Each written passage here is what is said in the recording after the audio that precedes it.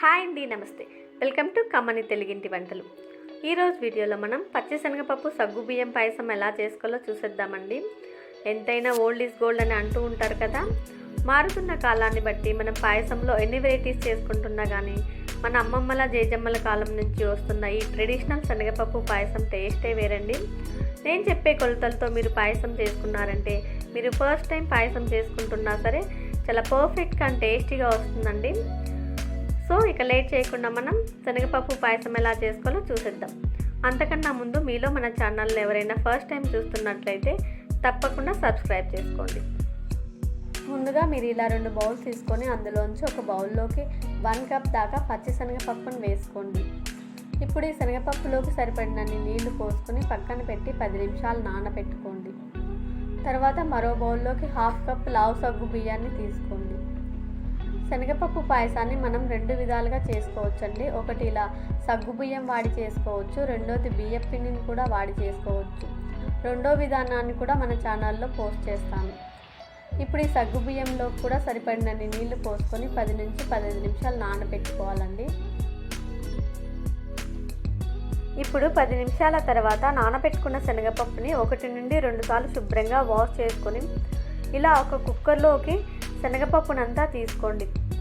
మీకు కావాలంటే శనగపప్పుని గిన్నెలో అయినా ఉడికించుకోవచ్చండి.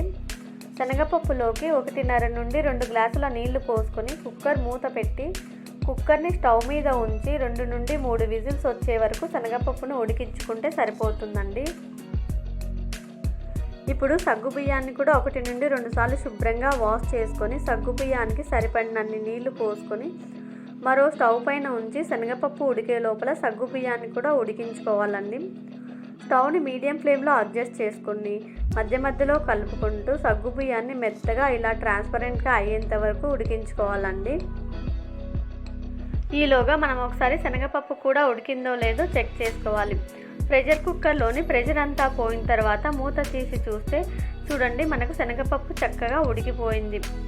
ఇప్పుడు మనం సగ్గుబియ్యం ఉడికించుకున్న గిన్నెలోకి నీళ్ళతో సహా శనగపప్పునంతా వేసేసుకోవాలండి. మనకు సగ్గుబియ్యం శనగపప్పు 2 ఉడికిపోయాయి కాబట్టి ఇందులోకి మనం సన్నగా తురుము పెట్టుకున్న బెల్లాన్ని 1 కప్ యాడ్ చేసుకోవాలి. 1 కప్ శనగపప్పు 1/2 కప్ సగ్గుబియ్యం కలిపి మొత్తం 1.5 కప్కి నేను ఇక్కడ 1 కప్ దాకా బెల్లం తరుగును వేసుకున్నానండి. మీరు ఒకవేళ తీపిని ఎక్కువ ఇష్టపడే వాళ్ళైతే మరో 3 టేబుల్ స్పూన్ల బెల్లంని ఎక్కువ యాడ్ చేసుకోండి, సరిపోతుంది. ఇప్పుడు మనం స్టవ్ని లో టు మీడియం ఫ్లేమ్లోకి అడ్జస్ట్ చేసుకుంటూ బెల్లం అంతా కరిగేంత వరకు మధ్య మధ్యలో కలుపుతూ ఉడికించుకోవాలండి.